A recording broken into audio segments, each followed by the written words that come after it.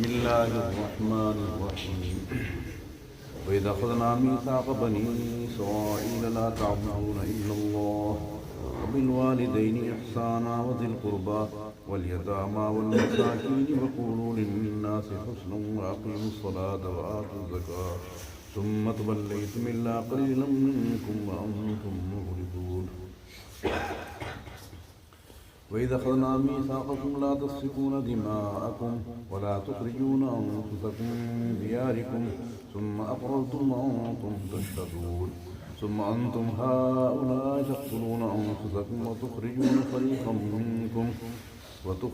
فريقا منكم من ديارهم تظاهرون عليهم بالإثم والعدوان وإن يأتوكم أسارى تفادوهم وهو محرم عليكم إخراجهم أفتؤمنون ببعض الكتاب وتكفرون ببعض فما جزاء من يفعل ذلك منكم إلا خزي في الحياة الدنيا ويوم القيامة يردون إلى أشد العذاب وما الله بغافل عما تعملون أولئك الذين اشتروا الحياة الدنيا بالآخرة فلا يخفف عنهم العذاب ولا هم ينصرون.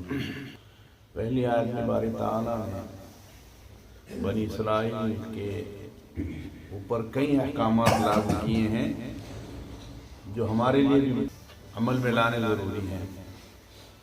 حکم دیا اللہ سبحانہ و تعالیٰ نے کہ اللہ کے سوا کسی کی عبادت نہ کرو. اللہ سبحانہ و تعالیٰ سارے گناہ بخش دیں گے لیکن اپنے ساتھ کسی کو شریک ٹھہرا لیا تو اس کو لا دیا. خدا نہ خواستہ کسی نے چوری کر لی، جھوٹ بول دیا، نماز چھوڑ دی، یہ سب گناہ اللہ سبحانہ و تعالیٰ معاف کر دیں گے. اگر سزا بھی دیں گے تب بھی سزا بھگت کر جنت میں آدمی چلا جائے گا. لیکن اللہ سبحانہ و تعالیٰ کے ساتھ کسی کو شریک ٹھہرا لیا یا اللہ کے علاوہ کسی کی بات کر بیٹھا، یہ گناہ بخشا نہیں جائے گا. ان کو حکم دیا تھا باری تعالیٰ نے کہ صرف اللہ کی عبادت کرنا، کسی اور کی عبادت نہیں کرنا. یہی ہمارے لیے بھی حکم ہے. ہمیں بھی حکم یہی ہے کہ ہم اللہ کی عبادت کریں، کسی اور کے سامنے سجدہ نہ کریں، حتیٰ کہ مزارات پر بھی سجدہ نہ کریں. جو لوگ کہتے ہیں مزار پہ سجدہ صلاتیہ نہیں ہے، بہرحال کسی بھی قسم کا سجدہ مزار پر بھی جائز نہیں. اللہ ہم سب کی حفاظت فرمائے. دوسرا حکم دیا باری تعالیٰ نے والدین کے ساتھ حسن سلوک کرو. جن کے ماں باپ زندہ ہیں وہ غنیمت جانیں، اپنے ماں باپ کی خدمت کو، ان کی فرما برداری کو. عبداللہ بن عباس رضی اللہ عنہ کے ارشاد گرامی ہے، جس نے اپنے کپڑے کو جھاڑا اس طرح اور اس کا گرد ماں باپ میں سے کسی کو پہنچ گیا، وہ فرما برداروں میں شامل نہیں ہوگا. کپڑا جھاڑا اور اس کا گرد ماں باپ میں سے کسی کو پہنچ گیا، وہ فرما برداروں میں شامل نہیں ہوگا. عائشہ رضی اللہ عنہ فرماتی ہیں کہ جس نے اپنے ماں باپ کی طرف تیز نگاہ سے دیکھا وہ فرما برداروں میں سے نہیں ہوگا. تیز نگاہ سے دیکھا فرما برداروں میں سے نہیں ہوگا. عطروہ رضی اللہ عنہ فرماتے ہیں کہ جس شخص نے اپنے باپ سے یا ماں سے ایسی چیز کو روکا جو اس کی ضرورت کی ہے، وہ فرما برداروں میں نہیں ہوگا. ماں باپ کی ضرورت کی چیزیں ہیں، ان کو آپ اگر دے رہے ہیں تو فرما برداروں میں شامل رہیں گے. ان کی ضرورت کی چیز آپ نے روک لی، فرما برداروں میں شامل نہیں رہیں گے. حضرت علقمہ رضی اللہ تعالیٰ عنہ کا واقعہ حدیث پاک میں موجود ہے. ان کی والدہ بھی موجود، ان کا انتقال قریب ہے مگر زبان پر کلمہ نہیں جاری ہو رہا ہے. صحابی رسول ہیں، زبان پر کلمہ نہیں جاری ہو رہا ہے. صحابہ کرام نے آپ صلی اللہ علیہ وسلم کو اطلاع کیا، رسول اللہ علقمہ کی زبان پر کلمہ نہیں جاری ہو رہا ہے. آپ صلی اللہ علیہ وسلم نے پوچھا اس کی ماں زندہ ہے؟ عرض کیا گیا رسول اللہ صلی اللہ علیہ وسلم ہیں. فرمایا ان کو یہاں بلا لا، اگر وہ نہ آ سکے تو میں ہی آتا ہوں. ان کو اطلاع کی گئی ماں کو ان کی، اور یہ بھی کہہ دیا گیا کہ آپ اگر نہیں جا سکتی تو آپ صلی اللہ علیہ وسلم ہی تشریف لا رہے ہیں. فرمایا نہیں میں ہی جاؤں. تو بیچاری آئی آپ نے پوچھا تیرا بیٹا کیسا ہے؟ کہا بہت نمازی، بہت تہجد گزار اور سب چیزوں کا پابند ہے۔ آپ صلی اللہ علیہ وسلم نے فرمایا میں یہ نہیں پوچھتا، میں تو یہ پوچھتا ہوں تیرے ساتھ اس کا سلوک کیسا ہے۔ ماں نے کہا یا رسول اللہ صلی اللہ علیہ وسلم میں تو اس سے ناراض ہوں، میں تو اس سے ناراض ہوں۔ آپ نے پوچھا کیوں؟ انہوں نے عرض کیا رسول اللہ صلی اللہ علیہ وسلم وہ اپنی بیوی کو مجھ پر ترجیح دیتا ہے، اپنی بیوی کو بڑھا کر رکھتا ہے میرے سے۔ اللہ کے نبی صلی اللہ علیہ وسلم نے کہا تم اس کو معاف کر دو۔ ماں کا دل بہت دکھا ہوا تھا، انہوں نے کہا میں نہیں معاف کرتا، میں معاف نہیں کرتا۔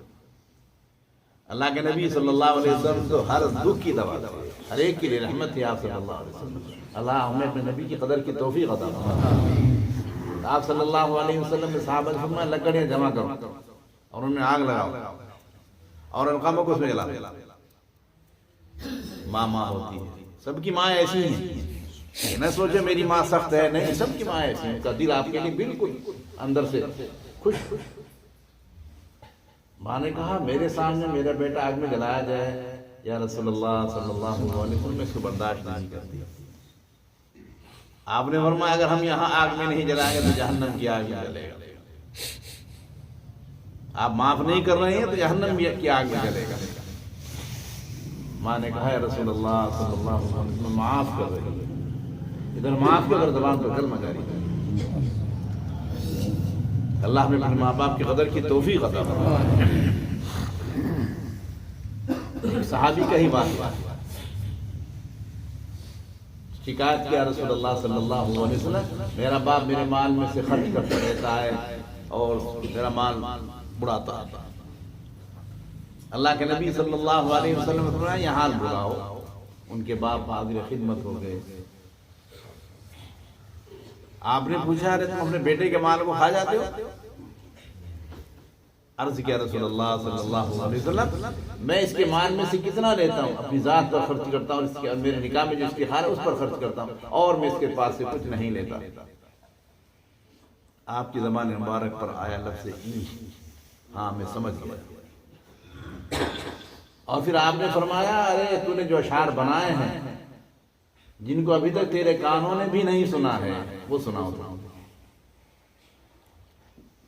انہوں نے عرض کیا رسول اللہ صلی اللہ علیہ وسلم واقعی ایسے ہی ہے، میرے اشعار میری زبان پر بھی نہیں آئے ہیں، پہلے ہی سے میں آپ کی نبوت کی تصدیق کر دیں مگر ایسے واقعات سے ہمیں اور آپ کی نبوت کی تصدیق ہو جاتی ہے اور ہم آپ کی نبوت کا سچا اقرار کرنے والے ہیں۔ انہوں نے وہ اشعار سنا، اس میں اپنے بیٹے ہی کی شکایت کر رہے ہیں۔ اس پر آپ صلی اللہ علیہ وسلم کے جملے حدیث پاک موجود ہیں انت و مالک الیمین، باپ سے کہا تو بھی اور تیرا مال بھی تیرے باپ کا ہی ہے۔ انہیں کتنی دعائیں آپ کے لیے کی ہوں گی جب سے آپ پیدا ہوئے ہیں، بلکہ پیدا نہیں جب سے آپ مادر رحم میں آئے ہوں ان کے اس سے ہی پہلے آپ کو اللہ سے مانگا ہے۔ بعضوں کے اولاد نہیں بیچارے مانگ رہے ہیں اللہ ہمیں اولاد دے دے، ہمیں بچہ دے دے، ہمیں بیٹی دے دے، ہمیں بیٹا دے دے، مانگ مانگ کر اللہ سبحانہ و تعالیٰ سے منظوری لے رہے ہیں ہمارے یہاں اولاد ہو جائے۔ تو پہلے ہی پیدا ہونے سے آپ کے لیے مادر رحم میں پہنچانے سے پہلے آپ کے لیے دعائیں ہو رہی ہیں۔ پھر جب نطفہ رحم میں پہنچ جاتا ہے پھر دعا شروع کر دیتا ہے۔ ماں باپ دونوں مانگتے رہتے ہیں اللہ ہمارا بچہ صحیح ہو، سالم ہو، اچھا ہو، نیک ہو، یہ دعائیں مانگتے رہتے ہیں۔ پھر جب پیدا ہو جاتا ہے خود ہی اندازہ لگا، جن کے بچے ہو گئے وہ خود اندازہ لگا لے، جیسے آپ کو اپنے بیٹے سے محبت ہے اس زیادہ آپ کو، اس زیادہ آپ کے باپ کو، آپ کی باپ کو، آپ کی ماں کو محبت۔ میرے والد صاحب چھوٹا سا قصہ سنایا کرتے تھے، مظاہر میں دو باپ بیٹے کام کرتے تھے، باپ بھی وہی کام کرتا تھا دفتر میں اور بیٹے بھی دفتر میں کام کرتے تھے۔ تو بیٹا کتابیں سکھا رہا ہے، باپ دھوپ ہو رہی، بہت تیز دھوپ ہو رہی، باپ کہتے رہے بیٹا اندر آ جا دھوپ بہت ہو رہی ہے، سنی نہ۔ ان کا پوتا بھی وہاں موجود تھا، تو انہیں پوتے کو اٹھایا، دادا نے باہر بٹھا دیا، پوتے کو اٹھا کر دھوپ میں بٹھا دیا۔ اب وہ جو بیٹا کتابیں سکھا رہا تھا دھوپ میں بیٹھا تھا، ابا یہ کیا کر رہے ہیں آپ، یہ بچے کو باہر بٹھا دیا۔ تو باپ کیا کہتا اندر سے، اب لگی تیرے دل کو، بات سمجھیے میری، اب لگی تیرے دل کو، جب سے میں چیخ رہا تو یہ کہہ رہا اندر آ جا، تب تو سمجھ میں نہیں آیا، اب تیرا بیٹا باہر آتی ہے، اب تکلیف پہنچ رہی۔ تو بھائی جیسی آپ کو اپنے بیٹوں سے محبت ہے، ہمارے ماں باپ کو ہم سے زیادہ محبت ہے۔ ہم اتنی دعا نہیں مانگ پاتے جتنی ہمارے ماں باپ نے ہمارے لیے مانگی ہے، اتنا ہم نہیں کر پائیں گے اپنی اولادی میں جتنا ہمارے ماں باپ کرتے تھے۔ اللہ ہمیں سمجھ عطا فرما دے، ماں باپ کی قدر کی توفیق عطا فرما دے۔ جنت ہے ماں کے پیروں کے نیچے، باپ جنت کا دروازہ ہے، کسی غیر جنت خیری کی بات نہیں ہے، اللہ کے نبی کی بات ہے۔ اس میں ماں باپ کی دعائیں لے، جن کے ہیں وہ قدر کر لو، جن کے نہیں چلے گئے وہ بیچارے سوچ رہے کیا کریں، ہم تو وہ تو جا چکے ہیں۔ جن کے چلے گئے ان کے لیے بھی ہے، ان کو ثواب پہنچاؤ، خیرات کرو ان کی طرف سے، قرآن کریم پڑھ کر ان کو ثواب پہنچاؤ۔ اللہ سبحانہ و تعالیٰ ان کو ہماری طرف سے راضی کر دے گا اور وہ ہم سے خوش ہو جائیں گے۔ اللہ ہمیں اپنے ماں باپ کی قدر کی توفیق عطا فرمائے۔ وذی القربیٰ، دوسرے نمبر پر ذکر کیا اللہ سبحانہ و تعالیٰ نے، رشتہ داروں کے ساتھ بھی اچھا سلوک کرو۔ حدیث پاک میں اس کا نام صلہ رحم ہے۔ حدیث پاک میں ہے جو شخص یہ چاہے اس کی عمر میں اضافہ ہو، اس کی روزے برکت ہو۔ جو شخص یہ چاہے اس کی عمر میں اضافہ ہو، اس کی روزے برکت ہو۔ بولو بھائی سب چاہتے نہیں چاہتے؟ ہاتھ بھائی کون کون چاہتے ہیں؟ ماشاءاللہ سبھی چاہتے ہیں۔ اللہ کے نبی صلی اللہ علیہ وسلم نے اس کا گن ہمیں بتایا ہے کہ وہ اپنے رشتہ داروں کے ساتھ حسن سلوک کیا گیا۔ روزی برکت ہوگی، عمر میں اضافہ ہوگا۔ کہیں سے؟ رشتہ داروں کے ساتھ اچھا سلوک کریں گے۔ آپ یہ سوچیں گے بھائی میرا تو میرے ساتھ بولتا نہیں، میں کیوں بولوں؟ میں ہی نہیں، یہ نہیں، وہ نہیں بولتا تو آپ بولیں، یہ ہے اس نے سلوک۔ اگر وہ بول رہا آپ بھی بول رہے یہ تو برابری ہے۔ اس کو صلہ رحمی نہیں کہتے، صلہ رحمی کہیں گے جب وہ کھانا نہیں بھیجتا آپ اس کے یہاں کھانا بھیجتے ہیں، وہ آپ کے بچوں کی دیکھ بھال نہیں کرتا آپ اس کے بچوں کی دیکھ بھال کر رہے ہیں، یہ ہے سو۔ اگر برابر کر رہے ہیں پھر یہ اس میں صلہ رحمی داخل ہے۔ اللہ کریں گے انشاءاللہ، بہت بڑے فائدے صلہ رحمی۔ ایک حدیث میں ہے، مظہری میں لکھی ہوئی ہے، عمر بسا اوقات 3 لکھی رہتی ہے، صلہ رحمی کی برکت سے 30 کر دی جاتی ہے۔ رشتہ داروں کے اچھا سلوک کرنے میں 30 کر دی جاتی ہے، اور اس کے خلاف کرنے سے عمر 30 لکھی رہتی ہے، 3 کر دی جاتی ہے۔ کریں گے انشاءاللہ۔ تیسرے نمبر پر ذکر کیا والیتامیٰ، یتیموں کے حوصلے سلوک کرو۔ باپ اگر نہ ہو کسی کا اور بچہ ہو بارے میں اس کو یتیم کہیں، اس کے بارے میں حدیث پاک میں جو شخص کسی یتیم کے سر پر ہاتھ رکھتا ہے اس کے نیچے جتنے بال آئیں گے اتنی نیکی اس کے نام اعمال میں لکھ دی جائیں گے۔ محبت کا شفقت کا ہاتھ یتیم کے سر پر رکھا جائے گا تو اتنے بال اس کے ہاتھ کے نیچے آئیں گے اتنی نیکی اس کے نام اعمال میں لکھ دی جائیں گے۔ اللہ ہمیں یتیموں کے ساتھ اچھا سلوک کرنے کی توفیق عطا۔ یہ سوچنا چاہیے جس کا یہ بچہ ہے وہ چلا گیا، میرا بھی اگر خدا نخواستہ میں ہوتا اس کی جگہ پر مجھے بھی یہ تمنا تھی میرے بچے کے ساتھ وہ اچھا سلوک کرے، یہ کہہ کر یہ سوچ کر اس کے سر پر ہاتھ رکھو، اس کی اچھائی کی کوشش کرو۔ والمسکین، غریب کو کہتے ہیں۔ یتیم کو اللہ سبحانہ و تعالیٰ نے پہلے ذکر کیا ہے اور مسکین کو بعد میں ذکر کیا ہے، کیونکہ یتیم 2 طرح سے، ایک تو وہ بچہ ہے، دوسرے اس کا سر پر کوئی سرپرست نہیں، اس کو اللہ سبحانہ و تعالیٰ نے پہلے ذکر کیا ہے۔ وَقُولُوا لِلنَّاسِ حُسْنًا، لوگوں سے اچھی بات کرو، اگر سمجھانا بھی ہے تو نرمی سے سمجھاؤ۔ قرآن کریم اس جگہ ہے حضرت موسیٰ علیہ السلام، حضرت ہارون، دونوں نبی اللہ کے، اور نبی سے اچھی بات کوئی کر ہی نہیں سکتا۔ کتنا بڑا علامہ ہو، کتنا بڑا شیخ ہو، کتنے بڑا حضرت ہو، نبی سے اچھی بات کوئی کر ہی نہیں سکتا۔ یہ کر سکتا ہے بھائی؟ بولو نہیں کر سکتا۔ وہ دونوں نبی ہیں اور فرعون کے پاس بھیجے جا رہے ہیں۔ فرعون کیسا تھا؟ اپنے آپ کو اپنا بڑا رب کہتا تھا، اپنا رب کو بنانا، اور اتنی تکلیفیں پہنچا رہا تھا موسیٰ علیہ السلام کی قوم کو کہ برداشت سے باہر۔ اس کے بعد اللہ سبحانہ و تعالیٰ فرمانے قرآن میں ان کو وَقُولَا لَهُ قَوْلًا لَّيِّنًا، نرمی سے بات کرنا، فرعون سے نرمی سے بات کرنا۔ جب فرعون جیسے شخص سے اللہ سبحانہ و تعالیٰ نے دونوں نبیوں کو حکم دیا نرمی سے بات کرنا، ہمیں بھی نرمی سے بات کرنا چاہیے۔ لیکن جو شاگرد ہیں یا ماں باپ کی اولاد ہیں وہ اگر اپنے بیٹے پر، شاگرد استاد اپنے شاگرد پر کوئی سختی کرے تو اس میں کوئی حرج نہیں۔ ہمارے نبی صلی اللہ علیہ وسلم حق کے معاملے میں خاموش نہیں رہتے۔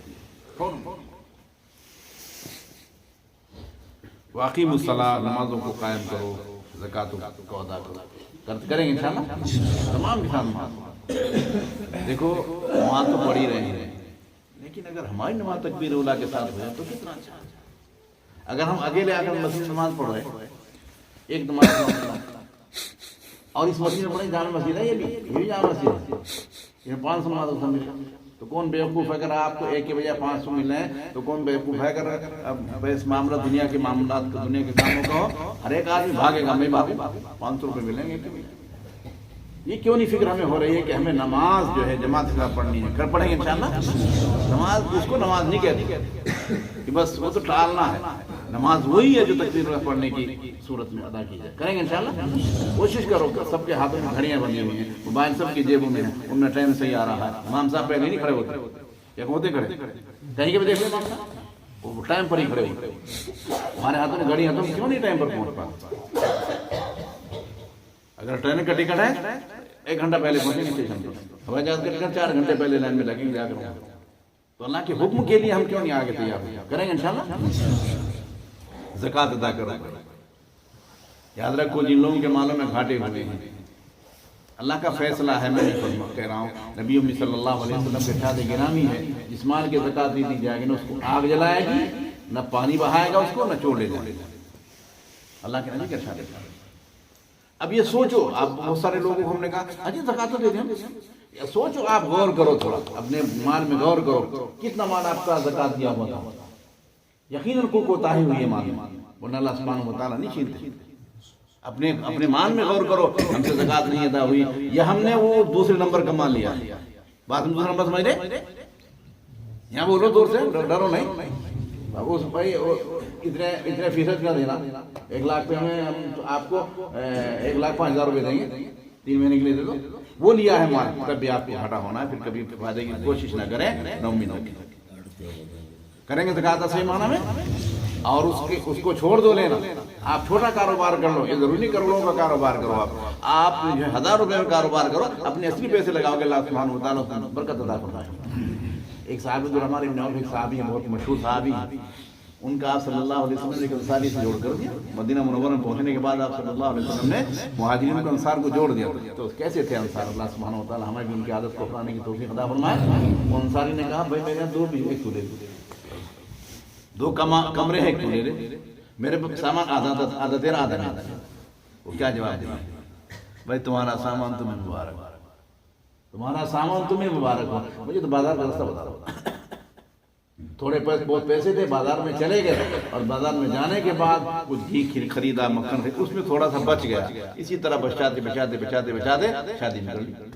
حضرت صلی اللہ علیہ وسلم دیکھا تیرے کپڑوں پر یہ شادی کے نشانات ہیں، اس نے شادی کر دی. عرض کیا رسول اللہ صلی اللہ علیہ وسلم ایسے مالدار ہیں، مالدار مشہور ہو گئے. پھر تو بھائی صحیح تجارت کریں گے، اللہ سبحانہ اسی برکت دیتا ہے.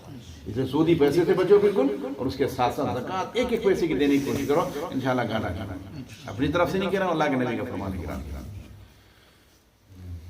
ثم تولیتم، پھر اللہ شکایت کر رہے ہیں کہ پھر تم نے اعراض کیا، مگر تھوڑے سے تم میں سے عمل پیرا رہے، اور تم اعراض کرنے ہی والے. اللہ فرماتا ہے اور جب ہم نے لیا بنی اسرائیل سے کہ نہ عبادت کرو مگر اللہ کی، اور والدین کے ساتھ حسن سلوک کرو، رشتہ داروں کے ساتھ حسن سلوک کرو، یتیموں کے ساتھ سلوک کرو، مسکینوں کے ساتھ سلوک کرو، اور لوگوں سے، یہاں قولوا للناس فرمایا، مسلم نہیں فرمایا، قولوا للمسلمین بلکہ للناس فرمایا. سارے ہی انسانوں سے بات نرمی کے ساتھ کرو. ہمارے استاد مصطفیٰ صاحب رحمۃ اللہ علیہ ایک بار تقریر فرما دیتے ہیں کہ ہم یہ کہتے ہیں کہ پر ہماری قدر نہیں ہے، ہمارا احساس نہیں ہے، ہمارے اکرام نہیں. تم کیسے، تم دیکھو تم کتنا اکرام کرو ایک دوسرے کو. تم اگر اکرام کرو گے تمہارا بھی اکرام کیا جائے گا. ہم نرمی سے پیش آئے کہ وہ اپنا بھائی ہے، کہ وہ غیر، سب کے ساتھ نرمی سے پیش آئے. واقعی الصلاۃ، زکوٰۃ، نمازوں کو قائم کرو، زکوٰۃ ادا کرو. پھر تم نے اعراض کر لیا مگر تھوڑے سے تم میں سے، حالانکہ تم اعراض کرنے ہی والے ہو. بنی اسرائیل پر 3 حکم جاری کیے تھے اللہ سبحانہ وتعالیٰ نے. ایک تو اپنے بھائیوں کو قتل مت کرنا، دوسرے اپنے شہروں سے نہیں نکالنا اپنے بھائیوں کو، تیسرے اگر کوئی قید اس کو چھڑا لینا. سمجھئے 3 حکم کا. ایک تو اپنے بھائیوں کو قتل نہیں کرنا، دوسرے شہروں سے نہیں نکالنا، تیسرے اگر کوئی قید ہو جائے اس کو چھڑا لینا پیسے دے کر. غور سے سمجھنا، تھوڑی سی بات پر لمبی نہیں کر رہا ہوں. آگے مدینہ منورہ کے چاروں طرف یہودی تھے. ایک قبیلہ بنی نضیر کہلاتا ہے، ایک قبیلہ قریظہ کہلاتا ہے، بنو قریظہ. مدینہ منورہ میں اندر 2 خاندان تھے، اوس اور خزرج. قریظہ کا تعلق اوس سے تھا، اور نذیر کا تعلق خزرج سے تھا، دوستی تھی آپس میں۔ ان میں خزرج میں اور اوس میں لڑائی ہوتی رہتی تھی۔ جب لڑائی ہوتی تو قریظہ یعنی وہ ساتھ دیتے اوس کا اور بنو نذیر ساتھ دیتے خزرج کا۔ اب جب ساتھ دیں گے تو وہ اس کو قتل کر دے، اس کو قتل کر دے، یعنی یہودیوں کو قتل کر رہے اور وہ باہر پھینک دیتے شہر سے نکال کر، یہ بھی پھینک دیتے اپنے ساتھیوں کو شہر سے نکال کر۔ لیکن جب قید ہو جاتے تھے، پکڑ لیے جاتے تھے تو پیسے جمع کر کے پھر چھڑاتے بھی تھے۔ تین کام تھے ان کے ذمہ، کیا کیا؟ قتل نہ کرو، شہر سے نہ نکالو، تیسرے اگر قید ہو جائے تمہارے سے اس کو پیسے دے کر چھڑا لو۔ تو جب لڑتے تھے آپس میں تو قتل بھی کر دیتے تھے اور ان کو باہر بھی کر دیتے تھے، لیکن جب پکڑے جاتے چھڑا لیتے تھے، پھر پیسے دیتے تھے۔ تو ان سے کہا تھا بھائی تم پکڑوا رہے ہیں اور پھر چھڑا پھر رہے ہیں کہ ہاں ہمارے بھائی اللہ نے حکم دے رکھا ہے، اب ان بھائیوں کو چھڑا لے گا۔ اگر کہا جاتا ہے تم لڑائی کرو ان کے ساتھ، قتل کیوں کرتے ہو؟ کہ اپنے دوستوں کے ساتھ نہ دیں تو شرم آتی ہے، اپنے دوستوں کا ساتھ دیں تو شرم آتی ہے۔ تو اللہ سبحانہ و تعالیٰ شکایت کر رہے ہیں تمہارے ذمہ تین کام لگائے تھے، تم نے ایک کو کر رکھا ہے، آگے دوسروں کو چھوڑے ہوئے۔ اللہ اپنے فضل سے ہمیں سارے ہی اسلامی احکام کو لے کر چلنے کی توفیق عطا فرمائے۔ اور ہم نے لیا تم سے عہد کہ نہ بہاؤ تم اپنے خونوں کو اور نہ نکالو اپنوں کو اپنے شہروں سے۔ پھر تم نے اقرار بھی کر لیا، تم مان لیا کہ ہاں یہ حکم ہمارے پر ہیں، وانتم تشہدون، تم گواہ بھی ہو گئے۔ پھر آگے شکایت کرے بعد پھر تم ان کو قتل کر رہے، پھر تم قتل کر رہے اپنے ہی آدمیوں کو اور نکالے فریق کو اپنوں میں سے، اب ان کے شہروں سے نکال رہے ہیں، غالب آ رہے ان پر گناہ کر کے اور ظلم کر کے۔ اور اگر تمہارے پاس آتے ہیں قیدی تو فدیہ دے دیتے ہو ان کا، حالے کو تم پر حرام کیا گیا ان کا نکالنا بھی تو حرام تھا، نکال کر پھر فدیہ دے کر ان کو چھڑا رہے ہیں۔ اللہ فرما رہے ہیں کہ آپ بس ایمان لائے تم کتاب کے بعد حصے پر، انکار کر رہے ہو کتاب کے بعد حصے کا۔ فما جزاء من یفعل، نہیں بدلا ہے اس شخص کا جو کرے گئے تم میں سے مگر رسوائی زندگی میں، دنیا میں رسوائی ہونی ہے اگر ایسا کرو گے، کچھ کو مانو گے۔ اللہ غافل، اور قیامت کی سخت عذاب میں لوٹائے جاؤ گے، اور اللہ غافل نہیں ان باتوں جو تم کر رہے ہو۔ آگے اخیر میں اللہ سبحانہ و تعالیٰ فرماتے ہیں، جیسے بتایا تھا پہلے بھی کہ پیسے لے کر مسئلہ غلط طرح بتا دیتے تھے، پیسے لے کر مسئلہ الٹا سیدھا بتا دیتے تھے۔ اللہ سبحانہ و تعالیٰ کہہ رہے ہیں کہ دنیاوی مال کو خرید رہے ہو، آیت قرآنیہ کو دے کر اللہ سبحانہ و تعالیٰ کے عذاب میں جب پھنسو گے تو وہاں مہلت نہیں دی جائے گی۔ یہی لوگ ہیں کہ خرید رہے دنیا زندگی کو آخرت کے بدلے میں، نہیں ہلکا کیا جائے گا ان سے عذاب کو، اور یہ مدد نہیں کیے جائیں گے۔ اللہ فضل سے اپنے ہمیں جو باتیں کہیں گے عمل کی توفیق عطا فرمائے۔